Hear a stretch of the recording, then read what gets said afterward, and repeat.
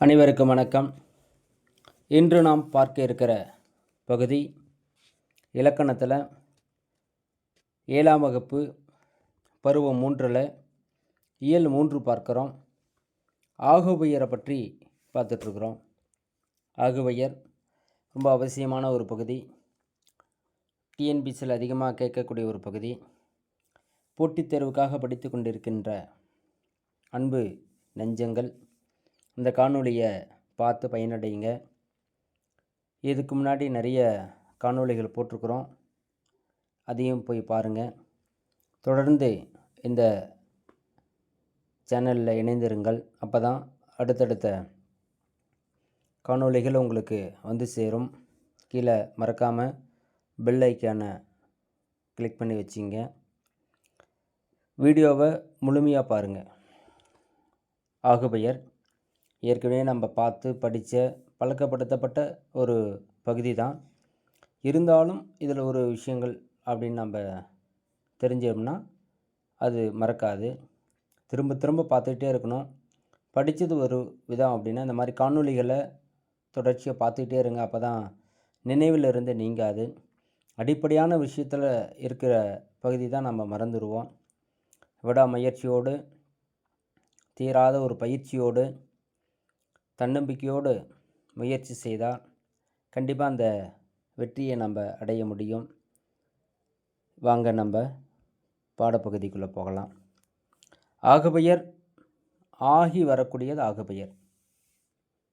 இப்படி தோட்டத்தில் மேய்யுது வெள்ளை பசு. இந்த தொடரில் வெள்ளை அப்படிங்கிற சொல் வெண்மை அப்படிங்கிற ஒரு நிறத்தை குறிக்கிறது. இது ஒரு இயல்பான ஒரு பெயர் சொல் தான். வெண்மை. வீட்டுக்குள் வெள்ளை அடித்தான். இந்த தொடரில் பார்த்திங்கன்னா இங்கேயும் வெள்ளை தான், அங்கேயும் வெண்மை தான் குறிக்கிறது. ஆனால் இங்கே வெண்மை அப்படிங்கிற ஒரு நிறத்தை குறிக்காமல் அந்த வெண்மையுடைய ஒரு சுண்ணாம்பை குறிக்கிறது. மேலே இருக்கிறது வீட்டுக்கு வெள்ளை அடித்தான், அதுக்கு மேலே இருக்கிறது தோட்டத்தில் மேய்து வெள்ளை பசு. அந்த வெள்ளை பசு என்பது வெண்மை அப்படிங்கிற நிறப்பொருளை தருது. ஆனால் கீழே இருக்கக்கூடிய பகுதியில் வீட்டுக்கு வெள்ளை அடித்தான், வெள்ளை அப்படிங்கிறது வெள்ளை நிறமாக இருக்கின்ற சுண்ணாம்பை குறிக்கிறது. அப்போ ஒரு பொருள் ஒன்றன் பெயர் அதனை குறிக்காமல் அதனோடு தொடர்புடைய வேறு ஒரு ஒன்றுக்கு ஆகி வரக்கூடியது பேர் தான் ஆகுபெயர். இது பொருள், இடம், காலம், சினை, குணம், தொழில் என்று 6 பகுதிகளாக இடம்பெற்றிருக்கிறது. முதல்ல பொருள். பொருளுக்கு ஆகி வருவது பொருளாகுபெயர். பொருள், இடம், காலம், சினை, குணம், தொழில், அதுக்கு ஞாபகம் வச்சிங்க. எத்தனை வகை அப்படின்னு ஞாபகம் வச்சிங்க? 6 வகை.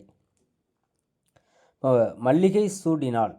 மல்லிகை அப்படிங்கிறது இது ஒரு பொருளினுடைய பெயர்.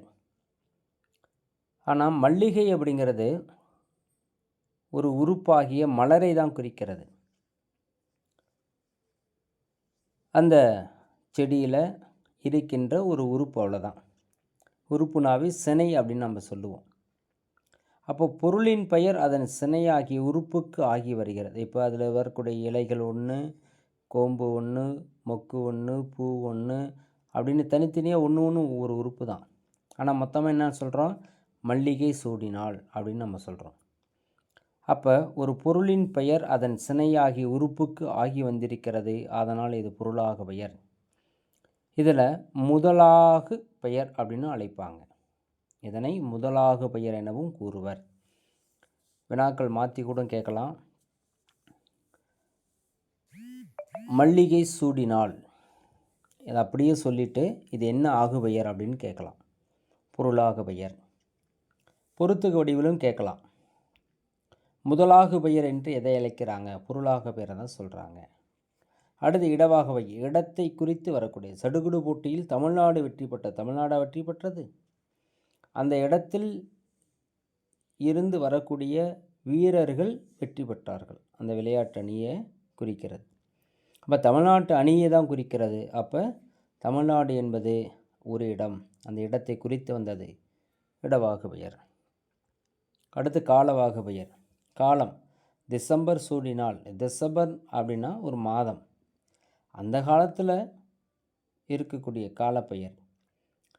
அதில் அந்த மாதத்தில் மலரக்கூடிய மலர் பூ டிசம்பர் பூ அப்படின்னு சொல்லுவாங்க. அப்போ காலத்தை குறித்து வந்ததுனால் இது காலவாக பெயர். அடுத்து சினையாக பெயர். சினைனாவே முதலிய பார்த்தோம் உறுப்பு அப்படின்னு நம்ம சொல்கிறோம். இப்போ தலைக்கு ஒரு பழங்கொடுங்க அப்படின்னு சொல்கிறாங்க. இப்போ ஆளுக்கு ஒரு பழங்கொடு அப்படின்னு சொல்லக்கூடிய பொருளை தான் தலைக்கு ஒரு பழங்கொடுங்க அப்படின்னு சொல்கிறாங்க. தலைனா சினை, ஒரு உறுப்பு. இப்படி உறுப்பின் முதலாகிய பொருளுக்கு ஆகி வருவது சினையாக பெயர் என்று அழைக்கலாம். அல்லது பண்பை குறித்து வரக்கூடியது குணம். இனிப்பு தின்றான். இனிப்புனாவே ஒரு பண்பு. அந்த பண்பை அது இனிப்பான தின்பண்டத்தை குறித்து வந்திருக்கிறது. அது பண்பாக பெயர். தொழில், செய்யக்கூடிய செயல். பொங்கல் உண்டான். பொங்கல் அப்படின்னா பொங்குதல் அப்படின்ற பொருள் தொழில். அதனால் அதை அந்த தொழிலுக்கு உருவாகி வந்ததனால் இது தொழிலாக பெயர் என்று அழைக்கிறோம். அடுத்தது இரட்டை கிளவி. ஒரு சொல் இரட்டித்து வந்து பொருள் தரும். பிரித்தால் பொருள் இருக்காது. சேர்ந்திருந்தால் மட்டும்தான் பொருள் இருக்கும். இப்போ தங்கை விறுவிறுவென நடந்து சென்று தோட்டத்தில் மலர்ந்த மலர்களை கலகலவென சிரித்தபடியே மலமளவென கொய்யா தொடங்கினாள். இப்போ இதில் விறுவிறு, கலகல, மலமல இதெல்லாம் பாருங்களேன், இரட்டித்து வந்து தான் பொருள் தெரிகிறது. இணைந்து வந்து பொருள் தரக்கூடியது. அது பிரித்தா பொருள் கிடையாது. இந்த மாதிரி இரட்டையாக வந்து பொருள் தரக்கூடியது இரட்டை கிளவி. கிளவினா சொல்லுன்னு அர்த்தம். இரட்டை அப்படின்னா இரட்டித்து வந்த சொல் அப்படின்னு அர்த்தம். இரட்டித்து வந்தால் தான் பொருள். சேர்ந்து வரணும். பிரிந்திருந்த பொருள் கிடையாது. அதான் இரட்டை கிளவி அப்படின்னு. கிளவினா சொல்லுன்னு அர்த்தம். இரட்டித்து வந்த சொல் அப்படின்னு அர்த்தம். பிரிந்த பொருள் கிடையாது. அதாவது திருமண தம்பதிகளை வாழ்த்துகின்ற பொழுது இரட்டை கலவி போல் எப்பொழுதும் இணைந்தே வாழுங்கள் அப்படின்னு சொல்லியிருப்பாங்க. அடுத்து அடுக்கு தொடர். அடுக்கி வந்து பொருள் தரும். எப்படி? ஒன்றுக்கு மேற்பட்ட தொடர். பாம்பு பாம்பு பாம்பு, எங்கே எங்கே, இல்லை இல்லை, பிடி பிடி பிடி பிடி.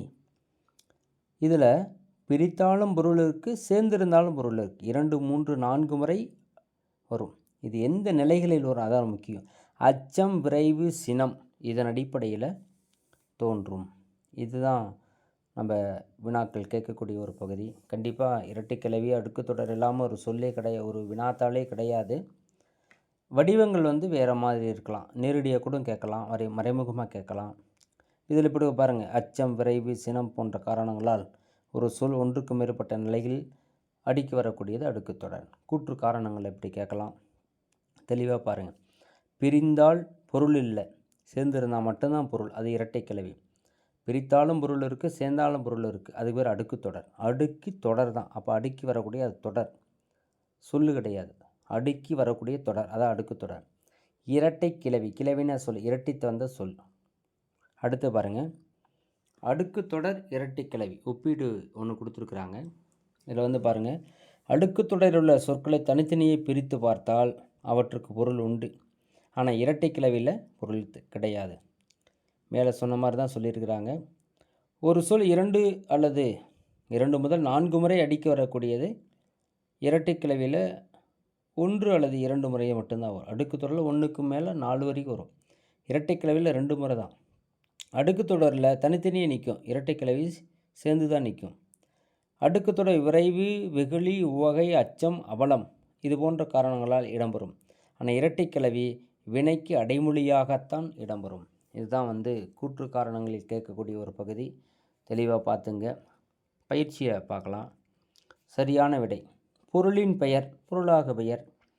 இந்த வேலையை முடிக்க ஒரு கை குறைகிறது. எது? கையினா சினைதான், சினையாக பெயர். அடுத்தது மலை, சட சட, சட சடனாவே இரட்டை தான், இரட்டை கிளவி. அடுக்கு தொடரில் ஒரே சொல் 4 முறை கூட அடுக்கி வரலாம், அதான் அடுக்கு தொடர்.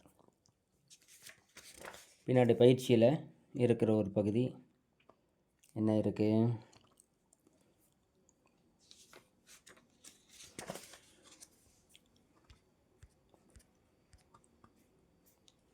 கலைச்சொல் தான் இருக்குது. கலைச்சொல் பார்த்துருவோம். கலைச்சொல் அப்படின்னு நம்ம சொல்லும் பொழுது ஆங்கிலத்திற்கு நிகரான சொல். ரிலீஜியன் சமயம், சிம்பிளிசிட்டி எளிமை, சேரிட்டி ஈகை, டிக்னிட்டி கண்ணியம், டாக்ட்ரைன் கொள்கை, டாக்ட்ரைன் ஃபிலாசபி தத்துவம், இன்டிகிரிட்டி நேர்மை, சின்சியாரிட்டி வாய்மை, ப்ரீச்சிங் உபதேசம், ஆஸ்ட்ரோனமி வானியல் ஆகும். இதெல்லாமே கலைச்சொல் அறிவோம். இன்றைக்கி நம்ம என்னென்ன பார்த்துருக்குறோம்? ஆகுபெயர் பார்த்துருக்குறோம். ஆகுபெயர் 6 இருக்குது. அடுக்கு தொடர் பார்த்துருக்கோம். இரட்டை கிளவி பார்த்துருக்கோம். இதெல்லாமே நம்ம தேர்வுக்கு வரக்கூடிய பகுதி தான்.